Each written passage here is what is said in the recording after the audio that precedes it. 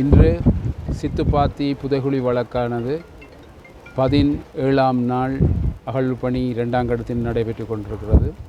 ஏற்கனவே அகழ்ந்தெடுக்கப்பட்ட மனித எச்சங்கள் 65ஆக காணப்படுகின்றது. நேற்று 7 மண்டையோட்டு தொகுதிகளும் இன்று 8 மண்டையோட்டு தொகுதிகளும் அடையாளம் காணப்பட்டிருக்கின்றன. மொத்தமாக 15 மண்டையோட்டு தொகுதிகள் இதுவரை அடையாளம் காணப்பட்டிருக்கின்றன. இவை தொடர்ந்து நாளைக்கு அகழ்வு பணி நடைபெற்று கொண்டிருக்கும். இதே நேரத்தில் யாழ் மாவட்ட சட்டத்தரணிகளும் சுழற்சி முறையில் கண்காணிப்பில் ஈடுபட்டு கொண்டிருக்கிறார்கள்.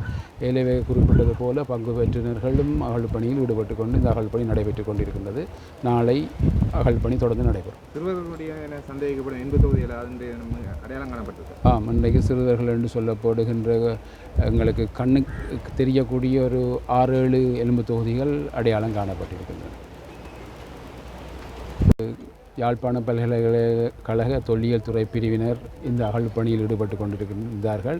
அத்தோடு பல்கலைக்கழக தொல்லியல் துறை விரிவுரையாளர்கள், பீடாதிபதி போன்றவர்களும் இந்த அகழ்வு பணிக்கு விஜயம் செய்தார்கள்.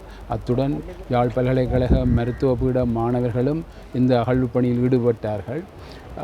சோகோ போலீசார், ராஜ் சோமோதவாவின் குழுவினர், வைத்தியர்கள்